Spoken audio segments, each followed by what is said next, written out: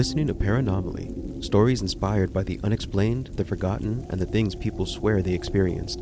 Every episode begins with fiction. Then we explore the real reports, encounters, and mysteries that inspired it. If you've experienced something you can't explain, you can share your story at paranormallymedia.com.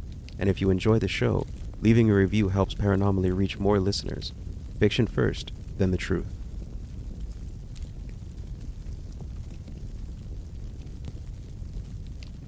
Estate sales always feel like you're walking through someone else's memories. The furniture, the photographs, the dishes, the books, the things people thought they had owned forever. Then one day, strangers wander through the house deciding what those memories are worth. I've been buying and reselling furniture for years, not because I loved antiques, because they paid the bills. A scratch table, an old lamp, clean it up, take photos, sell online. Most weekends I'd made enough to cover groceries. Sometimes I found something special. This cabinet looked like one of those finds. It sat alone in the back of a bedroom. Dark stained wood, brass hinges, just large enough to hold a few wine bottles. It wasn't particularly beautiful, but it had presence. People walked in the room, looked around, then walked right back out. Nobody touched it, nobody even looked at the price tag. I was halfway across the room when an old woman stopped in my path. She wasn't running the sale, and she wasn't carrying anything. She simply looked at me, then at the cabinet, and quietly said, "Leave that there." I smiled politely. "You know something I don't?" And her expression changed. "I know enough." Then she walked away. She walked straight out of the front door and disappeared. And I laughed to myself, and estate sales attract strange people. I opened the cabinet, and the smell caught me immediately. Something floral, old perfume, sweet enough to seem pleasant. Inside sat a few strange objects, a candle holder, some old coins, a tiny carved box, and a photograph. And 7 people stood together outside of an old building, 3 men and 4 women. Nobody was smiling. Nobody was looking at the camera. Instead, they were just looking off-center, like whoever had taken the photograph wasn't the interesting part. Something behind the photographer was. Something all 7 of them could see. And a handwritten tag hung from the hinge. $20, as is, contents included. I carried the cabinet to the register, and the woman taking payments looked relieved. "You're buying it?" I said, "It seems like a bargain." And she nodded, "Yes." Almost as if she was happy it would finally leave. I loaded it into my truck, and the sweet perfume followed me home. It clung to the cab despite the windows being open. I set the cabinet in my office and forgot about it. That night I dreamed about the photograph, only now the people moved, not much, tiny movements, just blinking, swallowing, breathing, and trembling hands. And they still refused to look at me. They stared behind me, every one of them. And one woman slowly began crying, and a man shook his head almost imperceptibly. I tried turning around in my dream, but something stopped me, and the harder I tried, the darker everything became. I woke up gasping, and the clock read 3:17. The smell filled my bedroom, and the cabinet was downstairs. I heard something, almost imperceptible. I listened, and nothing. Then a slow creak. Wood rubbing against wood from the office. I walked downstairs, and the door stood open. I knew I'd closed it. The cabinet doors were open as well. I knew I'd closed those too. Moonlight spilled across the room, and the cabinet stood against the far wall, and beside it, someone was standing. A shape. It was tall and unnaturally thin. A silhouette darker than the darkness around it. It didn't move or breathe. It just stood there, next to the cabinet, looking at it. I blinked, and it was gone. And the room was empty. I checked every corner, and there was nothing. I convinced myself I'd imagine it. I had just woken up after all. Until Murphy arrived. Murphy was my 10-year-old, a lazy golden retriever who loved everyone. And the moment he reached the office door, he stopped. His ears flattened, and a low growl rolled from deep inside his chest. I called him, and he wouldn't move. Then he backed away, and something frightened him. And the dreams continued. Always the photograph. Always the 7 people, always waking at exactly 3:17. Soon bruises began appearing on my arms, my ribs, my shoulders, always after the dreams, always after waking. I started keeping notes. Dream, 3:17, bruise, repeat. One afternoon I decided to photograph everything inside the cabinet before selling it. Coins, hair, photograph, the little card box. Later, while reviewing the pictures on my computer, I froze. The woman standing on the far left had moved, In the original photograph, she looked past the camera. In my digital image, she was looking directly at the camera. I grabbed the original. No, she hadn't moved. Had she? I couldn't remember anymore. I convinced myself it was perspective, lighting, anything. Then my monitor went black, like polished glass, and in the reflection, the figure stood behind my chair. I spun around and there was nothing, and I looked back to the monitor and it was still there, perfectly still, staring at me. This happened a few times. Each appearance became a little closer. First beside the cabinet, then behind me, then reflected in windows, standing at the end of the hallway, watching from the kitchen doorway. It was always silent, waiting, and the photograph continued to change too. Another face turned toward me, then another. Soon only two who remained looking beyond the camera. The rest stared directly out of the picture, at me, at whatever stood beside me. Then came the night the power failed. The entire house went dark. Murphy whimpered and hid beneath the kitchen table. I grabbed the flashlight and the smell hit me halfway up the stairs.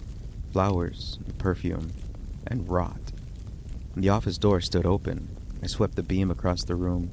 Desk, bookshelf, window, cabinet, nothing. For one brief second I relaxed, then the beam shifted, and the figure stood right next to me, closer than ever. Its head nearly touched the ceiling. Its outline wasn't solid anymore. It seemed to ripple like darkness and smoke. And the cabinet doors opened by themselves, slowly, without a sound. And from somewhere inside, something began speaking, slow and wet. I didn't understand. And the figure leaned forward, not much, just enough to be terrifying. I stumbled backward into my desk, and the flashlight slipped from my hand. Its beams spun wildly across the room. And for an instant, it illuminated the photograph lying on my desk, and all 7 people now faced the camera, every one of them. Their expressions had changed, as though whatever had once stood behind the photographer wasn't behind him anymore. It was behind me. The flashlight stopped spinning, and the beam landed on the top of the stairs, and the figure wasn't beside me anymore. It stood at the office door. Then immediately was halfway across the hall. I didn't see it move. It was simply there. I left. I didn't pack anything. I grabbed my keys and drove until sunrise. And I returned the next afternoon, listed the cabinet for $5. Within minutes, a buyer agreed. No questions, no negotiation, no hesitation. When I dropped it off, I didn't wait for anyone to answer the door. I left it on the porch and drove away. And for 3 nights, nothing happened. No dreams, no smell, no figure. It was over. Then, just before dawn on the 4th morning, I woke. 3:17. The bedroom smelled faintly of old perfume. I opened my eyes. At the foot of the bed stood the figure, silent. On the floor beside it lay the faded photograph, and all 7 people were smiling. The story you just heard was inspired by one of the most famous haunted object cases of the modern era, the Dybbuk Box. But before we talk about the box itself, we need to understand the word, because the story doesn't begin with an antique cabinet. It begins centuries earlier. In Jewish tradition, a dybbuk is generally understood as to be a restless spirit that attaches itself to a living person. The word itself comes from a Hebrew term meaning to cling or to attach.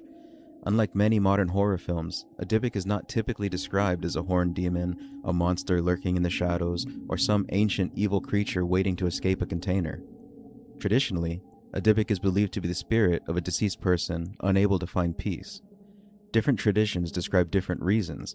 Some accounts suggest the spirit may be attempting to complete unfinished business. Others describe a soul burdened by wrongdoing. Some traditions suggest the spirit seeks refuge. Others portray it as malicious and dangerous. The details vary depending on the source, the region, and the period in which the account was recorded. What remains consistent is the idea of the attachment, that the spirit clings and it remains and it follows. And historical accounts involve dybbuks often focused on a possession. A person might begin speaking strangely, their behavior might change, knowledge they should not possess might suddenly appear. In some reports, the afflicted person spoke with a voice that wasn't their own. In others, the spirit identified itself and explained why it had attached itself to the victim in the first place. And these accounts were taken seriously enough that certain rabbis became known for performing rituals intended to remove the spirit. And these ceremonies varied, but often involved prayer, scripture, and a formal attempt to compel the spirit to leave. Whether one views these stories as spiritual encounters, psychological events, cultural traditions, or something else entirely, dybbuks became an enduring part of Jewish folklore and religious history. And for centuries, the story centered on people, not boxes, but people. And that distinction matters, because the object at the center of today's story is actually a very modern addition to the tradition. The Dybbuk Box first entered public attention in the early 2000s. A man named Kevin Mannis claimed he purchased a small wine cabinet during an estate sale, and according to his account, the cabinet had belonged to an elderly woman who survived the Holocaust. Family members reportedly warned him not to buy it. They claimed the cabinet contained a Dybbuk, and Mannis purchased it anyway, and at first glance the cabinet seemed unremarkable. A wooden wine cabinet, it was old, well-made, and nothing particularly unusual. But according to Mannis, strange events began shortly after bringing it home. He described odd smells appearing without explanation, lights behaving strangely, nightmares, feelings of dread, health problems, and an increasing sense that something was attached to the cabinet. When he eventually opened it, he reported finding several unusual objects inside. Descriptions vary slightly depending on the source, but commonly listed items are a lock of hair, a small granite statue, a wine goblet, candlesticks, and coins. The significance of these items has been debated for years, and some researchers believe they may have held personal or religious importance. Others believe they were simply ordinary possessions collected over time, or just stuff left in a cabinet. As stories about the cabinet spread, Mannis claimed the experiences became more intense. Eventually, he sold the cabinet. And that's where the story becomes particularly interesting, because the next owner also reported unusual events. Then another, and over time, a pattern emerged. Nightmares, feelings of being watched, strange odors, misfortune, health concerns, family tension. The details varied, but many reports shared similar themes. Whether those similarities reflected a genuine phenomenon, the power of suggestion, or something else entirely remains a matter of debate. The story might have remained relatively obscure if not for one event, an online auction listing. In 2003, the cabinet appeared on eBay. The listing included a lengthy description of its history and the experiences reportedly associated with it. Thousands of people read it. The internet did what the internet does. The story spread, and forums discussed it, and paranormal investigators examined it, articles were written, videos appeared, and the cabinet transformed from a local curiosity into one of the most famous haunted objects in the world. And as interest grew, the cabinet eventually came into the possession of a paranormal researcher, Jason Haxton. Haxton later wrote extensively about his experiences with the object. His book further expanded the legend and introduced the story to an even wider audience. For many people, the Dybbuk Box became a modern haunted object case comparable to Annabelle, an object associated with reports of fear, illness, nightmares, and unexplained events. And of course, Hollywood took notice. In 2012, the film The Possession brought the concept to a much larger audience. Although heavily fictionalized, the movie introduced millions of viewers to the idea of the Dybbuk Box, and with that popularity came skepticism. In later years, Kevin Mannis stated that much of the original story had been created as part of a creative writing exercise, and this revelation immediately raised new questions. Did that mean the entire story was fictional? Did later owners experience unusual events because they expected to? Did belief create the phenomenon?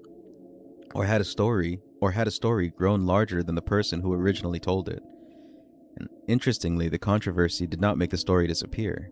In many ways, it made the story stronger. People continued discussing the cabinet, investigating it, visiting it, writing about it, and the box remained famous even after questions emerged about its origins.